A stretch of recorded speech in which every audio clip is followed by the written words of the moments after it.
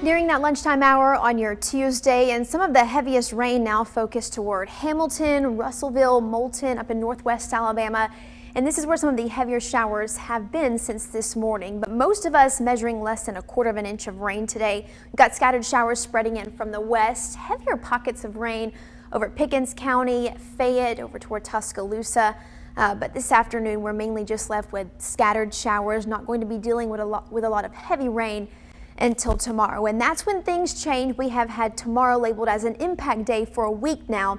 I do think the greater risk for a severe storm is much further to the south and west for far southwest Alabama, stretching through Hattiesburg over toward Louisiana. That's where our greater surface-based instability is located tomorrow. Still, we're going to be on guard as we are with any event, especially this time of year, for a few storms becoming strong with some strong wind gusts. We do have a slight risk, including Birmingham, Clanton, Anniston, Gadsden, Alexander City in the yellow color you see there.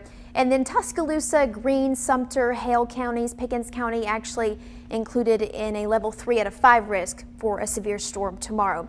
The main thing is going to be the heavy rain, I believe, persistent heavy rainfall through the afternoon and evening hours, and I think a lot of it will fall south of Interstate 20, and that could cause some flooding issues. When we get inches of rain adding up, we could see upwards of 4 inches for some locations. I think that is going to be uncommon, but something that we'll be watching for.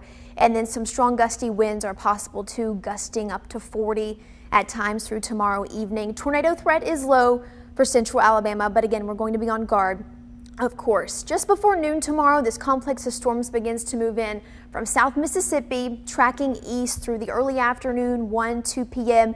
And some of these storms very heavy. And I will say our latest guidance has become a bit more aggressive with the look of the radar tomorrow. This is where we could see some of those strong wind gusts and heavy thunderstorms. You'll notice a lot of them are south of Interstate 20.